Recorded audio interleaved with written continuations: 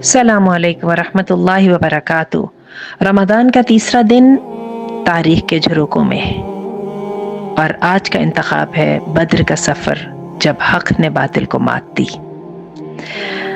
आज 2026 के रमज़ान अल मुबारक का तीसरा दिन है, लेकिन 624 ईस्वी का जो मार्च रमज़ान आया, और ये रमज़ान था हिजरत मदीना के बाद दूसरा साल। रमज़ान अल मुबारक के इन मुबारक दिनों में हम ऐसे एक सफ़र पर रवां दवां हैं जो हमें ले जा रहा है तारीख के झरोकों में, उन मकामात पर जहां वक्त ने अपने कीमती लम्हात संभाल रखे हैं। और इस सफ़र में आज का दिन तारीख का एक अहम, अपैरेंटली खामोश लेकिन निहायत ही अहम मोड़ है। तो आज हम बात करते हैं जंग बदर की, पहला मारिका हक़ व बातिल, लेकिन वाक़यात बयान करने के लिए नहीं बल्कि महसूस करने के लिए है। असल में रमज़ान घरों में सुकून व आराम के साथ इबादत और भूख व प्यास का महीना नहीं, ये जिंदगी में तब्दीली लाने का महीना है और जिद्दोजहद का महीना है। ये वो महीना है जिसने तारीख की दो अजीम तरीन वाक़यात मुमकिन बनाए। एक था जंग बदर और एक था फतह मक्का, और यहीं से कहानी शुरू हो। ये है बदर का मैदान जो आप स्क्रीन पर देख रहे हैं। आज यहाँ पर सुकून है, खामोशी है, लेकिन 1400 साल पहले इस मैदान में तारीख का सबसे पहला और बड़ा मारिका हक़ व बातिल बर्पा हुआ था। बड़ा अजीब था ये। 17 रमज़ान थी, सन 2 हिजरी था। मुसलमानों की तादाद सिर्फ 313 थी और इनके पास सिर्फ 2 घोड़े थे और 70 ऊंट थे, और मुकाबिल में कुफ्फार मक्का का लश्कर था 1000 से ज़ायद सिपाही, 100 घोड़े और जदीद तरीन हथियार, और अबू जहल जैसे सिपा सालार।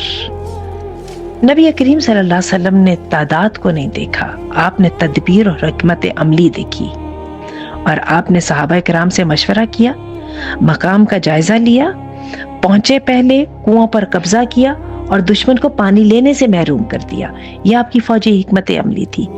सीरत से हमें बहुत सबक मिलता है। सीरत दर हकीकत पुरानी आयात को तस्वीरी शक्ल में हमारे सामने पेश करती है, और अंबिया हमेशा खास सलाहियतों के हामिल होते हैं, उकाब जैसी नजर रखने वाले और मौके को हाथ से ना जाने देने वाले, मगर उनकी जिंदगी के सारे तरीके और सारी तदबीरें और सारी मिसालें जो हैं वो ईमानदारी पर और अल्लाह के डर के ऊपर मबनी होती हैं।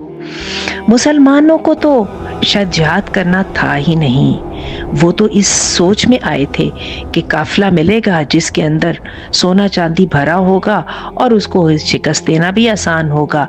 जंग किसने देखी थी, लेकिन अल्लाह चाहता था कि जंग होती, और अल्लाह चाहता था वलियुमहिस्सल्लाहु अल्लज़ीना आमनू व यमहक़ल काफ़िरीन, काफिरों की जड़ उखाड़ दी जाए और जो है ईमानदार जो है उनको खालिस करके सामने ले आया जाए। तो नबी रहमत सल्लल्लाहु अलैहि वसल्लम ने बस जंग का इरादा कर लिया और अपनी फौजी हिकमत अमली के साथ आपने रात वहां पर गुजारी।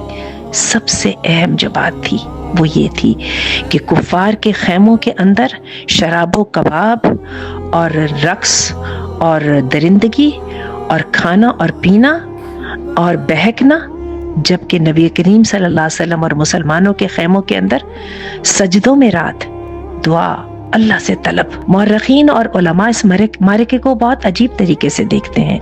डॉक्टर रागिब सरजानी कहते हैं कि बदर का मार्का महज एक फौजी जंग नहीं थी, ये नजरियाती जंग थी।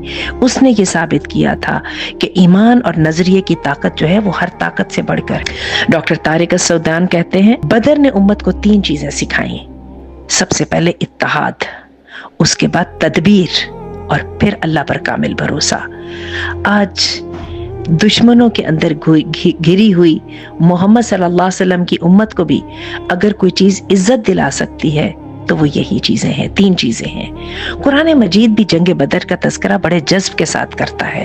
سورہ انفال کی پہلی 19 آیات اسی جنگ کے پس منظر میں نازل ہوئی، اور اللہ تعالیٰ نے اس کو یوم الفرقان کہہ کے کئی جگہ پر اس کا حوالہ دیا۔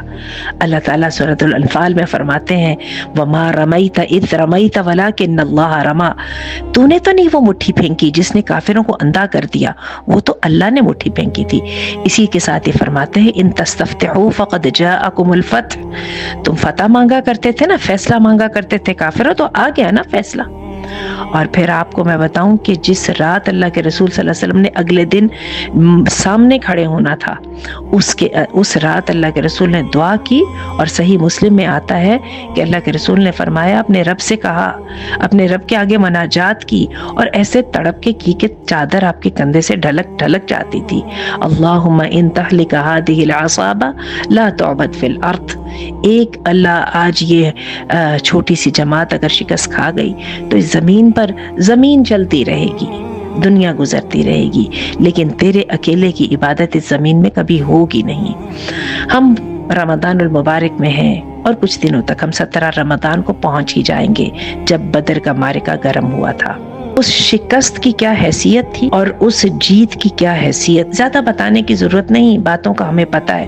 50 بڑے بڑے سردار مارے گئے، لیکن مسلمانوں کے جو امتحان ہوا نا، وہ یہ تھا کہ باپ کے سامنے بیٹا تھا، ماموں کے سامنے بھانجا تھا، اور سسر کے سامنے داماد تھا، اور تلواریں لے کے اللہ کے رستے میں نکلے اور ہر چیز کو نظر انداز کر دیا۔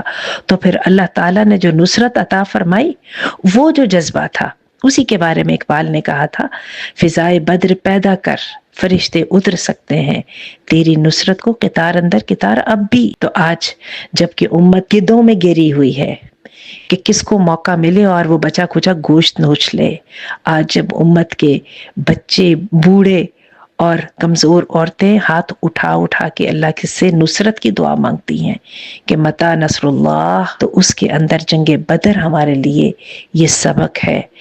محمد صلی اللہ علیہ وسلم کی طرح جد و جہد کی راہ، قربانی کی راہ، ایمان کی طاقت کی راہ، اور مقصد واحد کی راہ ہم اللہ سے دعا کرتے ہیں اللہم اعز الاسلام والمسلمین وذل الشرک والمشرکین ودمر اعداء الدین۔